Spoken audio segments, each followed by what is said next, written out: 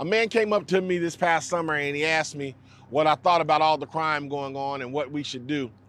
I looked right at him and said, lock them all up.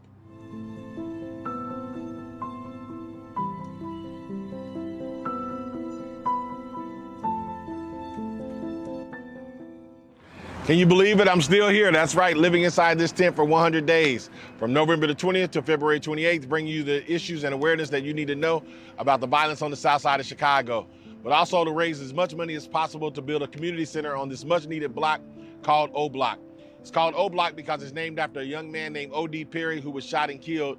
The gangs took the O in his name and decided to call it O Block. Well, we decided to keep the O, but we're gonna change it to Opportunity Block.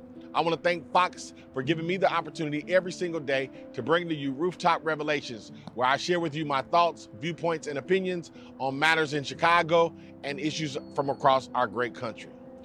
A man came up to me this past summer and he asked me what I thought about all the crime going on and what we should do. I looked right at him and said, lock them all up. The man looked at me in surprise. Then he said, aren't you worried about locking up too many black men? Our prisons are full of black men and we can't be locking them up.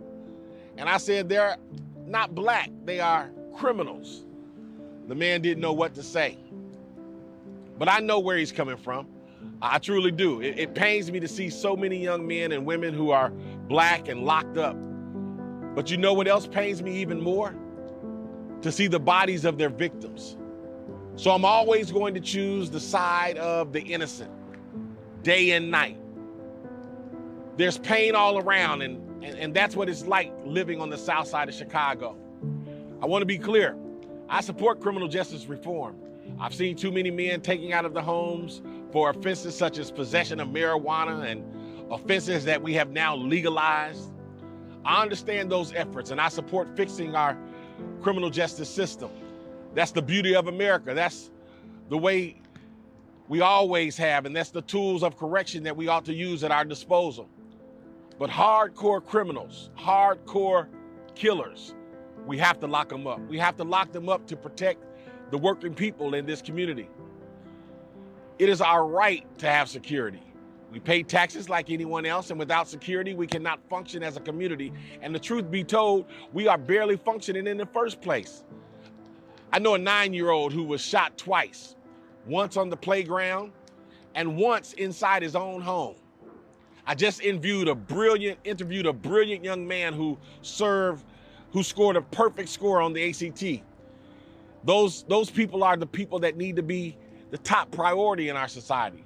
And they deserve to be able to walk down the street without fear. I'm so disgusted with our city's leadership. They've let so many criminals out, and we have leaders who believe that reducing the number of blacks in prison is the way to go. We have leaders who put black before criminal actions, and that's a lie that gets people killed.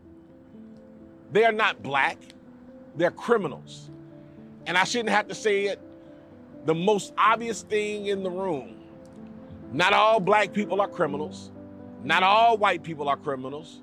So we need to stop with this racial politics and start calling these people the criminals that they are.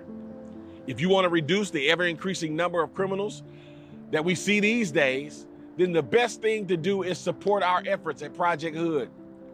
I'm not saying this out of self-promotion, but who else is tackling the root cause of criminality? Yes, people in the neighborhood may have it harder than most Americans because of the violence and poverty here, but that's no excuse for criminality. We're out there trying to get these kids the best education so they can have the best chance to succeed. We're out here trying to show these kids pathways to opportunity so they can dream instead of living in fear. We're out here giving these kids the help they need to deal with the trauma of daily violence so they can grow up whole and full of potential. That's how you stop criminality, at the bottom. For the lost cases, if they commit a crime, we as a society have to stand up and speak the truth and say it. It's not because they're black, but because they're criminals. And that's just the way I see it, period. As I always say, thank you for tuning into a Rooftop Revelations. Until tomorrow, peace.